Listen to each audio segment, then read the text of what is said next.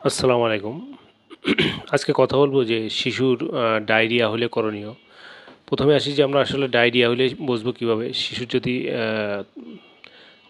বেশি মাত্রায় পাতলা পায়খানা করে, যদি 24 ঘন্টায় 3বারের বেশি পায়খানা করে, নরম থাকে এবং দেখা যায় যে মলের থেকে পানির পরিমাণ বেশি থাকে, তখন বুঝবো যে আমরা ডায়রিয়া।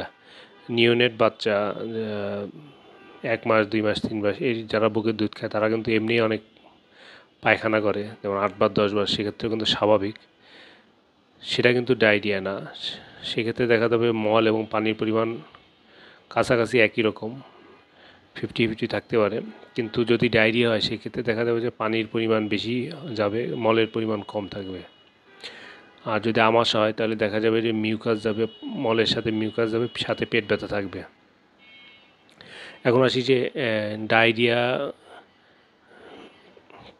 কখন এটা খারাপ, মানে যেমন ডায়রিয়ার সাথে যদি পায়খানার সাথে যদি রক্ত যায়, পায়খানাটা যদি একেবারে পানির মতো হয়, যেমন চাল ধোয়া পানির মতো, যেটা কলেরা বলে, তারপরে এই পাতলা পায়খানার সাথে যদি পেট ব্যথা, জ্বর, বমি থাকে, সেটা হলো খারাপ। সাধারণত ডায়রিয়াগুলা ভাইরাস জনিত হয় এবং এটা কিন্তু কিছুদিন পরে আপনি ভালো হয়ে যায়। তো ডায়রিয়া হলে কিন্তু আগেই অ্যান্টিবায়োটিক এগুলো খাবেন না। ডায়রিয়া হলে প্রথমে যেটা খাওয়াতে হবে সেটা হলো খাবার স্যালাইন খাওয়াতে হবে। বাচ্চার যে পরিমাণ পায়খানার সাথে পানি বের হয়ে যাচ্ছে সেই পরিমাণ খাবার স্যালাইন খাওয়াতে হবে। তা এটা আমরা বুঝবো কীভাবে, যেমন 6 মাসের নিচে হলে বা 6 মাস বা 1 বছরের নিচে হলে সেই ক্ষেত্রে দেখা যাচ্ছে যে আপনার 50 থেকে 100 ml খাবার স্যালাইন খাওয়ানো লাগে। যদি 1 বছরের উপরে যায় সেক্ষেত্রে আমরা 100 থেকে 200 ml এর উপরে খাবার স্যালাইন খাবো প্রতিবার পাতলা পায়খানার পরে। পাতলা পায়খানা হলে আমরা খেয়াল রাখবো যে তার প্রস্রাবের যে আছে, প্রস্রাবটা ঠিকমতো হচ্ছে কি না। যদি বাচ্চা 24 ঘন্টায় 6 বারের বেশি প্রস্রাব করে তাহলে মোটামুটি স্বাভাবিক ধরে নেওয়া যায়। যদি 24 ঘন্টায় 6 বারের কম করে তাহলে কিন্তু সেটা সমস্যা। বা 6 ঘন্টায় যদি 4 ঘন্টায় যদি একবারের প্রস্রাব না করে, সেটা কিন্তু খারাপ। আপনি যদি ডায়রিয়ার পর নিয়ম ঠিকমতো খাবার স্যালাইন এবং পর্যাপ্ত পরিমাণ পানি খাওয়ান, তাহলে কিন্তু তার প্রস্রাবটা ঠিক থাকবে, কারণ তার পায়খানার সাথে প্রচুর পরিমাণে পানি চলে যাচ্ছে, ইলেকট্রোলাইট চলে যাচ্ছে। সাথে যদি বমি হয় সেই ক্ষেত্রে আরও ইলেকট্রোলাইট বেশি যাবে। যদি কোনো ক্ষেত্রে খাবার স্যালাইন খাওয়াইতে না পারেন সেক্ষেত্রে কিন্তু আপনি ডাবের পানিও বাচ্চাকে খাওয়াইতে পারবেন। এখন আসি যে ডায়রিয়া হলে আর কি খাবো।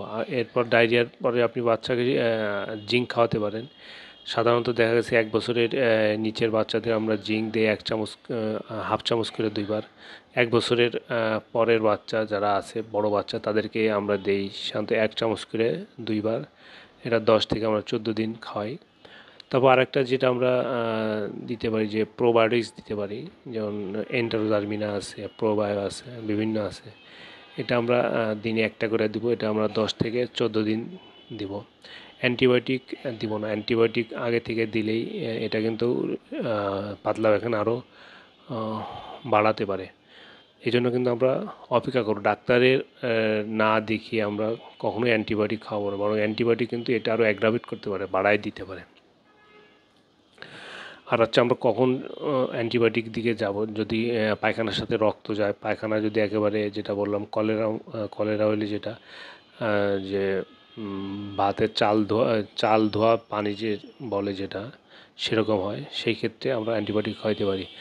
খাবার স্যালাইন এবং পানির সাথে সাথে আমরা আর কি খাওয়াইতে পারি, যেমন স্যুপ খাওয়াইতে পারি, ভাতের মাড় খাওয়াইতে পারি, ডালের পানি খাওয়াইতে পারি, যেগুলো লিকুইড আছে, যেটা দ্রুত শরীরের সাথে মিশবে, হজম হবে।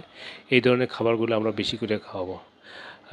কোমল পানীয়, কোক, ফান্টা, 7 আপ, এগুলো কিন্তু আমরা খাওয়াবো না। এটা কিন্তু আরও রোগীর অবস্থা কিন্তু আরও ডিটোরেট করবে। ডায়রিয়া হইলে যদি দেখেন যে সাথে জ্বর, বমি, পেটে ব্যথা, পায়খানার সাথে রক্ত যাওয়া, এগুলো হলে অবশ্যই আপনি ডাক্তারের কাছে যাবেন এবং ডাক্তার যেভাবে পরামর্শ দেয় সেভাবে কাজ করবেন। যদি দেখেন যে বাচ্চার চোখ বসে যাচ্ছে, প্রস্রাব কম হচ্ছে, বাচ্চা দুর্বল হয়ে যাচ্ছে, খেতে চাচ্ছে না, তাহলে অবশ্যই আপনাকে হাসপাতালে ভর্তি করবেন বা নিকটস্থ ডাক্তারের কাছে যাবেন। ধন্যবাদ সাথে থাকার জন্য। খোদা হাফেজ।